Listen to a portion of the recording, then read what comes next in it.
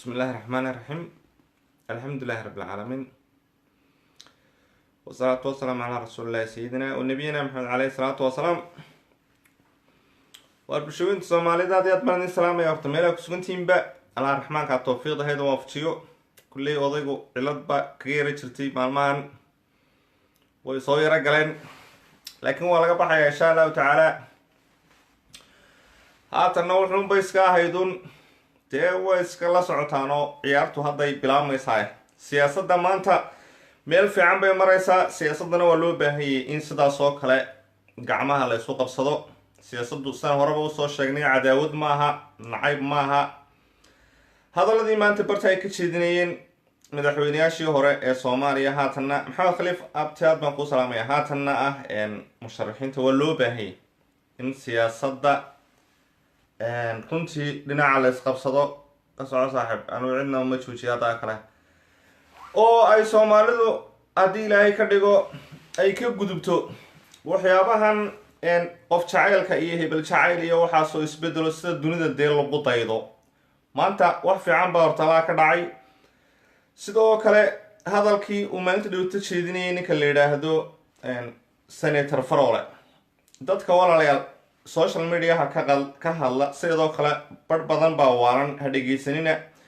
dad badan baa iska dayeysan oo siyaasadda waxay u yaqaanaan in la caytamo oo dadka la aflagaadeeyo oo arrimo noocaas u yaqaanaan. ninkaas waa khabiir, ninka la yidhaahdo alla hadaaye cabdiraxmaan Farole. siyaasadduna waa wax ku dhisan cilmi, waayo aragnimo, maskax degan, dulqaad, dad soo jiid, dagaal maaha. dunida afar wax imika xukuumadan waan usoo noqon doonaa. afar wax baa la isku qabsan jiray, hal mid imika waa laga guuray gebigeedaba. waxaa la isku qabsan jiray dunida dagaal oo kale, dhaqaale oo qof kaa lacag badan ama cid kaa lacag badan dee dhaqaale kuu qabsanaysa. waa sidaa imika European kubadda ku haystaan Africa oo dhanba. iyo qodobka labaad oo kale oo saddexaad oo ah siyaasad wanaagsan oo macaan oo la soo jiid leh. marka qoladan haatan xukunka haysaa iyagu waa primitive wax horun bay ku dhegeen. hebel hala xidho, kan kale hala baabiyo, that's not maaha caqli, maaha garashana maaha, waa wixii laga gudbay. marka ninka la yidhaahdo Farole arrinkiisa anuu marag baan u furaya, saa doontaan baa warka anuu cidna uma joojiyo. ilaahay unbaa horta ka baqa allah raxmaanka. ninkay odhan doonaan halkan iyo waxa uu ku hadlayay wax logic bay dadka, laakiin walaal meelahan ka cantara baqashleeya way iska waalan yihiin. waa dad dayeysan oo wareeray oo social mediahan bay dee iskaga dabaqeeno qof iskala dagaalan bay iskaga jireen. hadalkaa oo maalintaa dhaweyta jeedinayay Farole dee anuu ka hor baaban maqlayayba oo aan ka maqlayay aqoon-yahano soomaaliyeed oo siyaasiyiina oo koonfur iyo meel kastaba kasoo jeeda oo hore ugu dabaqori war dowladani meel ay u socoto iyo meelay siyaasadeedu ku jihaysan tahay laba garan ba maayaba. wadinkaa waa la arkaya maanta.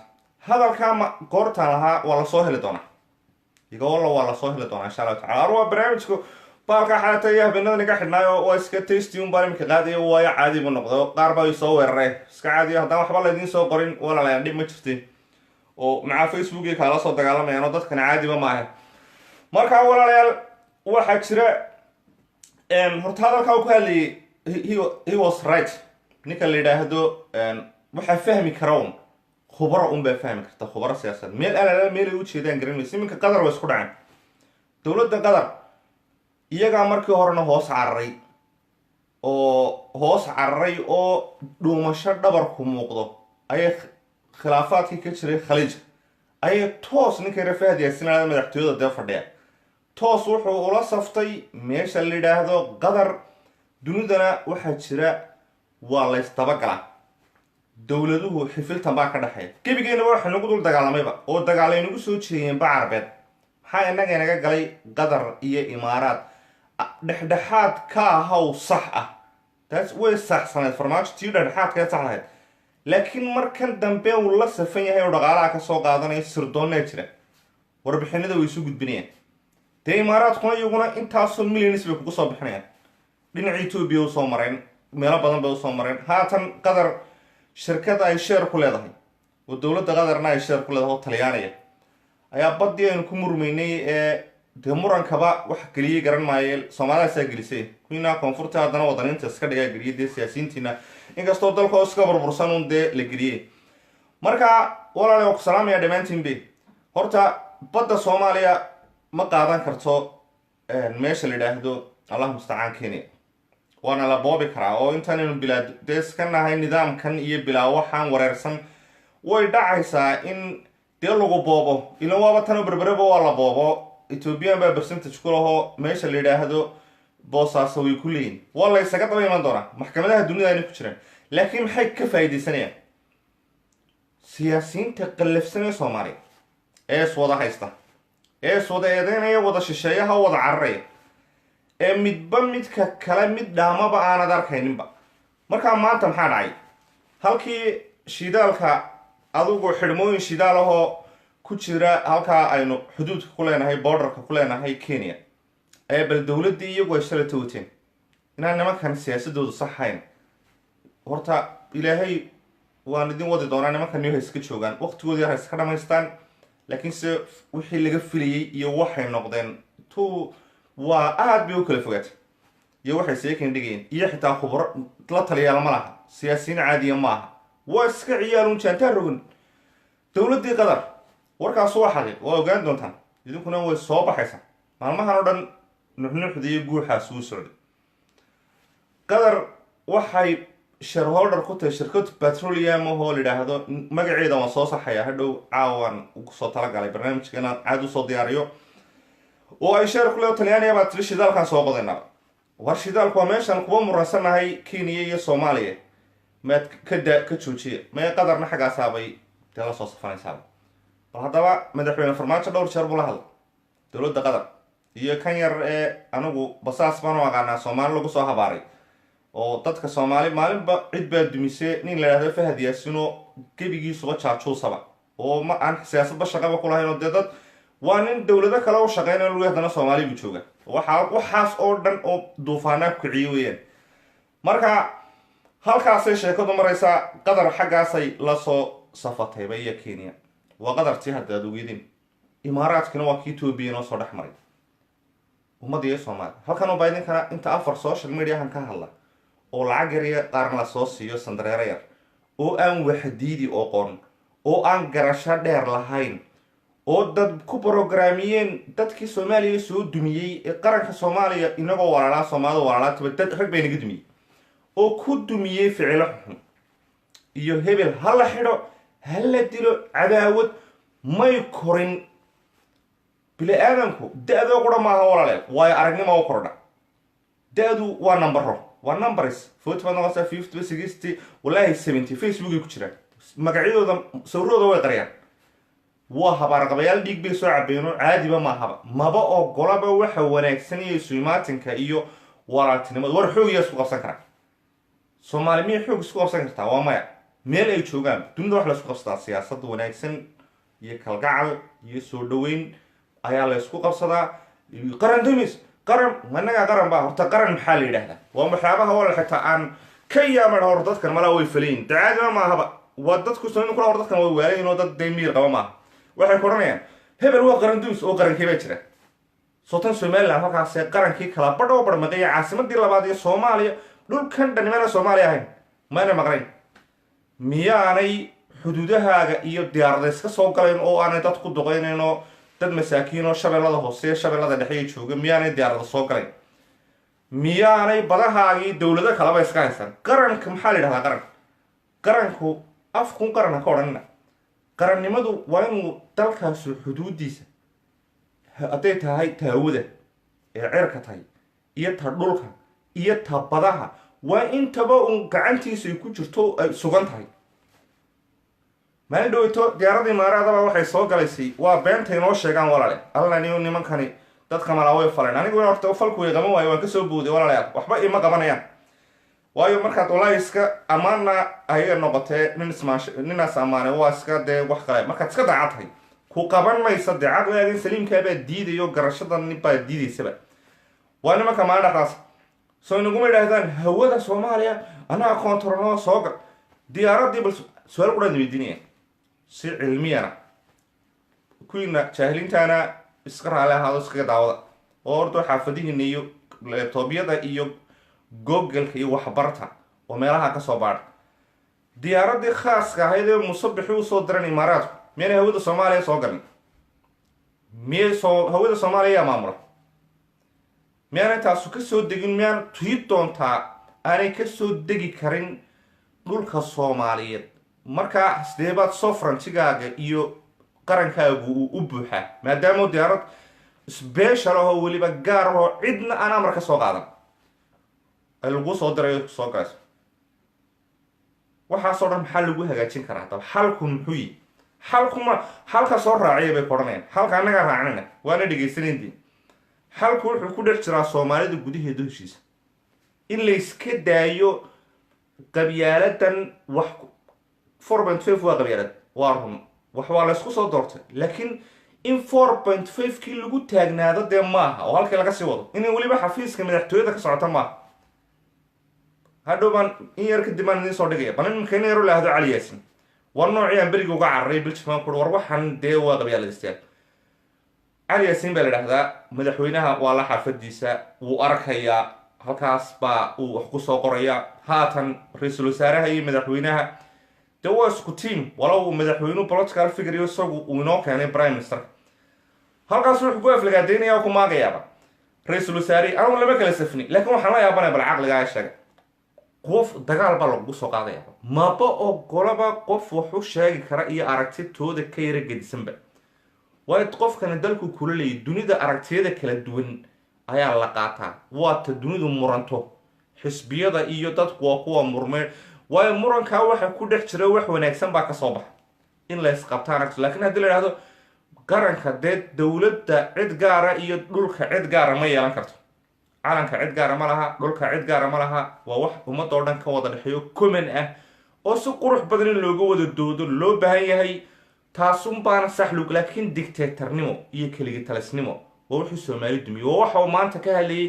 xasan sheekhna hadalkiisa maanta annagoon ku saboodaya waa run soomaaliya naga dumiyey 30 sano waxay ku burburtay dadkan qiira jabaanta iskaga jira war mahma reer koonfureedaba waxay taahdaa war waa maasantiini aabbahay baa geelle anigaa dameer labaa dhaantay dad riye iskaga jiro beri hore seexday walaalayaal oo ku odhanaya uun miyaad aragtay wallaahi dalkii saasu dee hadduu ahaan jira tii hore forget it iska ilaaba iminka ma waxma hagaajina haatanba iminkan dhul soomaaliyeed oo deegaano nabada oo iskuuladoodii iyo systemkoodii oo qaar kuwaan murano 4 saacadood hargeysa iyo burco maba yaqaanaan calanka soomaaliya way ku soo koreen primary school intermediate secondary ilaa university level ayay kaga baxeen ba meelahooda iyo dhulka ay joogaan taasoo waa wax qabad caqliga noocaas oo kale baa loo baahan yahay in wax lagu dhiso oo la isugu keeno xalkuna wuxuu ku jiraa xalku kuma jiro in dhuumasho dhabarku muuqdo Ethiopia mid isku eedeeyo shisheeyana waxba ma keeno maxamed saad barra waxba ka keeni waayay isna bixta Ethiopia khamis Ethiopia-dana abiyegana hoos cararaysan aan ku lahayn war abiye mu iska daayo war abiye badintiisiiba wata waninka xitaa jabhadihii hubka sitay la heshiiyey iska daaba xisbi mucaarado hadday tahay onolaf hadday tahay tii kale oromada ee maxaa loo jiray oromia dee iyaguna magac bay lahayn kuwan onolafta waxaa la kuwa nin bay ahaayeen iyagana oromia liberation front wax noocaas kuwiina heshiiyo kuwa kalena waan la yaabaa dadkan ku qooslaan ugu dhahda Ethiopia way wasqabsanaysaa war in haatan hogaamiye haystaan isma qabsanayaan haatan nin wax dhageysanayo oo uu sameeyay xitaa guddi khilaafaada ayay samaysteen halka uu farmaajo iyo xukuumaddiisa Fahad Yaasin iyo ay dadka uun la dagaalamayaan oo dagaal u ku jiraan waliin waxa la dumiyo maamul goboleedka la soo xiro war maamul goboleedka dadkaaga ahayn miyaga ugu bestaba nimankan okay tarriisul wasaaraha walaalayaal waxaan arkayaa sheekayro iska jilicsan oo meelaha la wareegayaan dadka wax magaratada ee xafiiska fila Soomaaliya Fahad Yaasin andar laga soo siiyo waxay yarada maartay nanaca iyo ciyaalka yarada meelaha iyo dadka iska sheekayada ayaa waxay soo qoreen ra'iisul wasaaraha lagu socdaa waa bintood cid ra'iisul wasaaraha ku socota ma jirto mooshinka ra'iisul wasaaraha laga keenaya waxa weeyaan su'aalaad in la weydiiyo oo baarlamaanka hor yimaado taasuna dee waa wax xaq loogu leeyahy ra-iisul wasaaraha laftigiisu ku khaldanaa iyo xukuumaddu inaanay baarlamaankii saddexdii hay-adood ee dawliga ahaa inay mid ka dhigto. maanta baarlamaankii wuxuu u furmi waayey oo kooramkii u buuxsami waayey 3 qof baan manaya 2 qof waayo shuruuc baa hortaalay. waxaasoo dhan waxay u dhacayaan nidaamyadii baa isku dhex qasan. nin baa wasiira xildhibaanna haddana weeyaan. meeshan walaalayaal waxay u baahan tahay caqli bay soomaali u baahan tahay aan cadiifad lahayn oo cilmi ku dhisan oo waay aragnimo ku dhisan oo dunidu waxyaabaha ay ku rogmato way iska ilaalisaa oo wixii hore laga gudbo. waxna waa la dhisi karaa haddii caqliga fiican ee saliimka ee isu tanaasulka ee tudhaalaha le la qaato wax waa dhismaya. laakiin kuwan maanta caqligoodan xog ma dhismayaan. wuxuun baanu leenahay ummadda halkaa nimaya waxba nimankan ayaan la tuurin oo qalalaaso kale iyo buuqlayaan inay sii gelin. laakiinse waxay yihiinba taariikhduna way xusaysaa waana la arkay. soomaaliyana way dhaqaajin kari waayeen. halkii uu kaga tegay xasan shiikhuun bay weli taagantay. halkooda ha iska sii dhamaystaan. xisbiyadana ha la furo. dadkan iyadana ayaan loo joojin. ummaddan walaal majoritigoodu social media ka qayliya waxay joogaan qurbahay joogaan dowladay ku hoos noolyiin laakiin waa dad qallafsan oo waxma bartaan. waa dad iska adag. dalkeennii baa walaal u baahan dowladnimo iyo ummaddeennii soomaaliyeed in dowlad loo sameeyo oo dalkeennii la badbaadiyo ayaa loo baahanya. caqliga lagu badbaadin karaana waxa soomaalida oo gudaheeda ka heshiisa oo isu tanaasusha oo nin kastaaba uu ka tanaasulo waxyaabahan la yidhaahdo hebel ku xume iyo hebel ku jiqsi iyo dacaayadahan beenta ah ee ummadda. waa in ninka siyaasiga u hadla. xaalado tan ka adag baynu soo maran. dowladdii horea mistake samaysay markay etoobiya aadayeen inay jabaadaha la heshiiyaan be markaan ku leey war macal snm bay khiyaamiyeen. bal khiyaamaday barna idin sheegeen etoobiyaanku dantoodii wax kasta ka horreysayaan. dunida oo dhanna waaba sidaaba. nin kastaana dalkiisu ka horreysay horta dalkan kalaya waxan. ninkii la odhan jiray mingisto ee amhaarka ahaa etoobiya haysan jiray waagii ay u galeen SSDF iyo SNM isagana wax ku kacsanaa jirtay jabhad TPLF nimankii la odhan jiray iyo Eritrea oo wada socda. dabadna waxaa arkay xaaladoo faraha kasii baxayso culays. Eritrea markaa iyo jabhadda Tigraygaana waxa ay saldhigyo ku lahaayeen oo ay usoo mari jireen hubka iyo waxaa suba xaggan iyo Soomaaliya iyo dowladdii Maxamed Saad Barre waaga. maxay markaa soo jeediyey waxa lagu wada hadalsiiyey shir ka dhacay IGAD oo ka dhacay meesha la yidhaahdo Jabuuti. shirkii bay ku wada hadleen. wuxuu yihi war danteedaan eeganaya mingiste kuma fiilgaro labadiiba meesha way ka baxeen. okay jabhadahan gebigoodaba waan iska saarayaaba. bal markaa macalmeysana ma tudhaalo u galay dantiisuun beeganayay. jabhadahan waan saarayaa adiguna kuwa ha igu soo maalgelin aniguna kuwa waan tuuraya. sidii baa la kala qaatay. heshiiskii baa la qaatay. isna ismaqiiq iyo madax taariikhda walaalayaal baara way khiyaamiyeen Ethiopia laftigood. Ethiopia iyagana way khiyaamaysa. madax waa markay qaateen death or life. maxaa uga qurux badnaa mabay sii fogeynba. maanta in halkii haddana lagu noqdo oo Ethiopia aad ka daba gashin dee wax allaale wax kaad ka faa'iidayso oo ay adiga danay kuu wado ma jirto.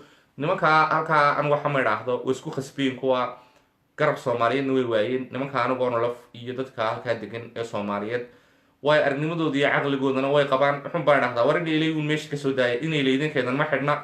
taas waa taan nimankaa aan ku idhaahdo halkaa degan. waayo dee meel kale oo albaab kaloo furan ma jirin. ninkanna kolley ninkani nin dadka waa la isku daydaa. farmaajo waa la saaxiib buu noqday laakiin 10 ka muuqaadan. isagu inta Ethiopia u dhisay iminka China uu joogaa maca maraakiibtu soo kaxaysanaya iyo wixii uu arrimuhu doonayay inuu badihina badihina nimku leebina leeyahay buu inagu haystaabay.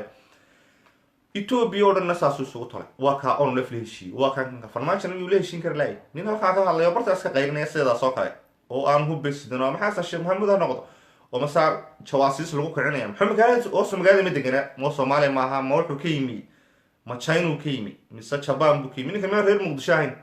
waa bari ugu horreysay xataa waxyaabahan la yaabi jirnay jiro war dadkan waa dad falan caadi maaha walaalayaal. social media-na awoodoodii bay isugu geeyeen macaanay nafta isugu keeneen. ilaa xaleeto ilaa 2 casho life-ku iga xidhnaa oo iyagaa iga soo xidhay meelay iga soo taabteen baan malaynayaa walaalayaal. iminka insha allahu tacaala caawa barnaamij badan oo culus baan soo wadnaa.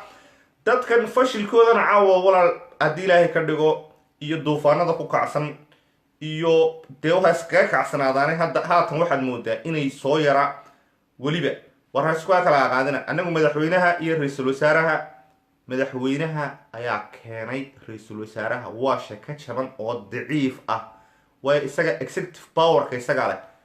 ra-iisul wasaaruhu xumeeyo iyo wuxuu wanaajiyaba waxay ku suntanaysaa un madaxweyne. yaan been laydii sheegin marka la leeyahay ra-iisul wasaaraha waa sheekooyin dadka la raba in madaxa laisugu geliyo.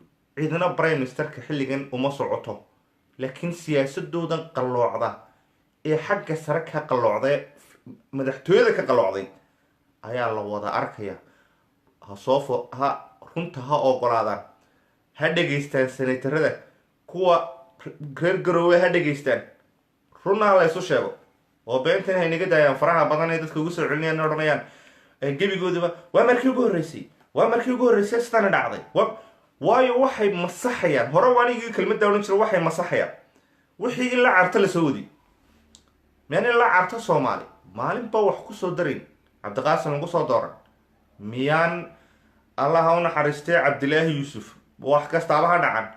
miyaan xitaa dagaalaba etoobiya miyaan cumbalaayo baas miyaan madaxtooyada dirqa lagu teginba fila soomaaliyaba? miyaan cabdiqaasim fila soomaaliya geli kari waayin? miyaanay kasoo saarin dowlad kumeel gaadha tii xasan sheikhiyo? miyaanu xasan sheikhan la iska maagayaa si qurux badan u haniyeen maalinta doorashada laga helay? miyaanu iskaga dhaqaaqin? waa markii koowaad dee ah markii koowaada samayseen dalka intaa ugu timaadeen halkii unbaa kasoo wadeene. taasuna waxa waa xaasidnimo oo dadkay taariikhda u xaasidayaan. waraadayaad baan idin salaamaya insha allahu tacaala. caawa wararku way farabadayin haddii ilaahay ka dhigo. wasalaamu calaykum waraxmatullahi wabarakaatu.